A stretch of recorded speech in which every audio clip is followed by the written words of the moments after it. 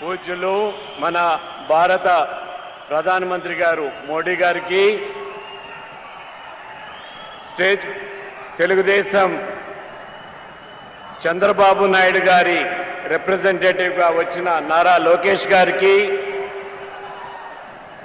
జనసేన పవన్ కళ్యాణ్ రిప్రజెంట్గా వచ్చిన నాగబాబు గారికి, పార్లమెంట్ నాతో పాటు పార్లమెంట్ సభ్యులు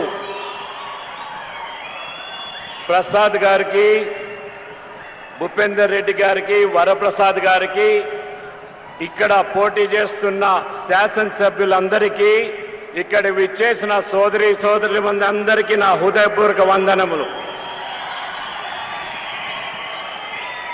మోడీ గారు ఒక సామాన్య కుటుంబంలో జన్మించి అంచెలంచెలుగా ఒక దేశ ప్రధాని అయ్యే స్థాయికి ఎదిగారంటే మన రాజ్యాంగం, మనకున్న ప్రజాస్వామ్యం ఏ విధంగా ఉందో ఒక్కసారి ఆలోచన చేసుకోవాల్సిన అవసరం ఖచ్చితంగా ఉంది. 12 సంవత్సరాలు గుజరాత్ ముఖ్యమంత్రిగా, 10 సంవత్సరాలు ప్రధానమంత్రిగా, ఒక్క అవినీతి ఆరోపణ లేని ఏకైక నిజాయితీ పరుడైన ప్రధానమంత్రి నరేంద్ర మోడీ గారు.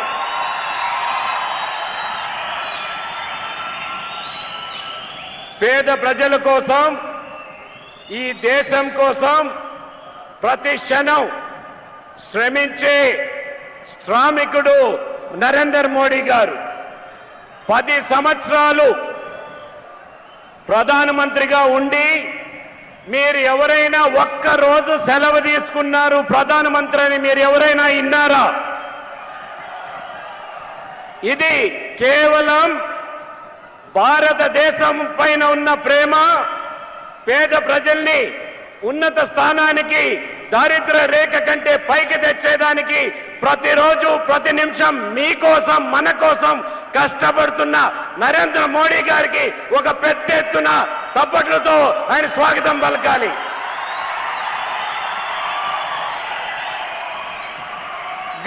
గత 10 సంవత్సరాల నుంచి 25 కోట్ల మందిని దారిద్ర్య రేఖ నుంచి, అంటే పేదవారి నుంచి వారిని దారిద్ర్య రేఖకు పైకి తెచ్చిన ఘనత ఈ ఎన్డీఏ ప్రభుత్వానికి, నరేంద్ర మోడీ గారి నాయకత్వానికి ఉన్నదనేది స్పష్టంగా తెలియజేస్తున్నాం. కోవిడ్ ప్రపంచాన్ని వణికిచ్చిన జ్వరం వస్తే ప్రపంచ సంస్థలన్నీ కూడా లక్షల మంది ఈ దేశంలో చనిపోతారంటే అతి త్వరగా కోవిడ్ కి వ్యాక్సినేషన్ కనిపెట్టి 220 కోట్ల డోసులు ఉచితంగా పేదవారికి అందరికీ వేసి మనకు జీవితం దానం చేసిన నాయకుడు నరేంద్ర మోడీ గారు. ఇదేగాక 100 దేశాలకి ఈ వ్యాక్సినేషన్ పంపించడం జరిగింది.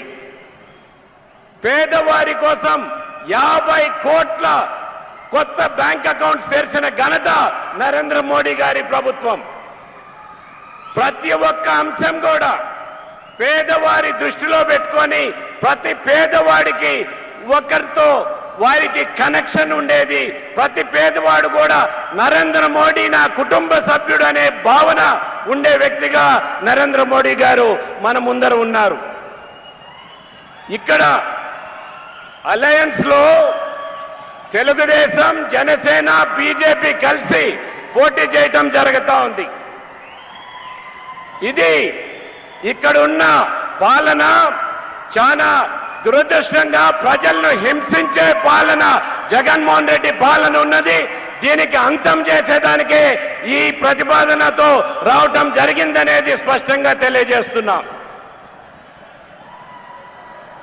శాశ్వతంగా మనకు దేశానికి ఉన్న సమస్యలు 500 సంవత్సరాల నుంచి రామ జన్మభూమి సమస్యని పరిష్కరించి ఒక బ్రహ్మాండమైన దేవాలయం కట్టిన ఘనత కూడా ఈ ప్రభుత్వానికి ఉన్నది.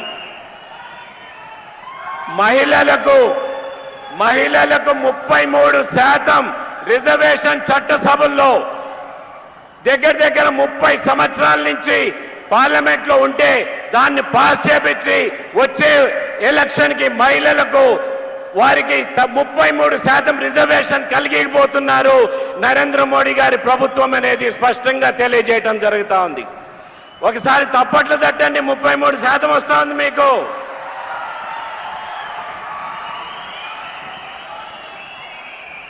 ఇక్కడ చాలా సెంట్రల్ గవర్నమెంట్ సంస్థలు ఉన్నాయి, దాని గురించి నేను మాట్లాడిన అవసరం లేదు.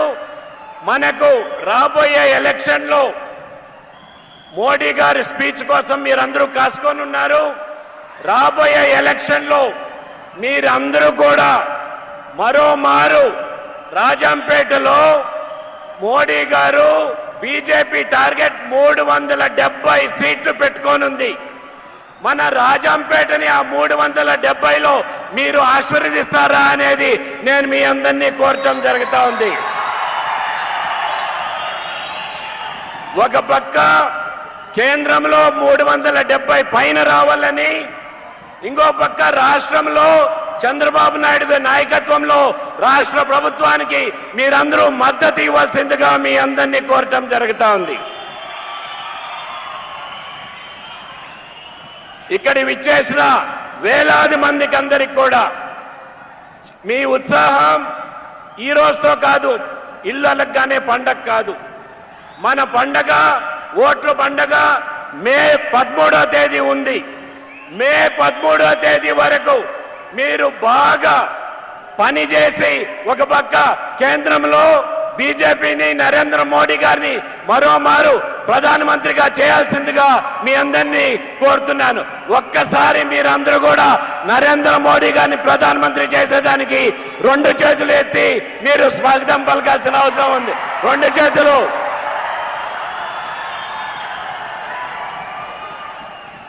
కమలం గుర్తుకే పార్లమెంట్ ఎలక్షన్ ఓటేయాలి.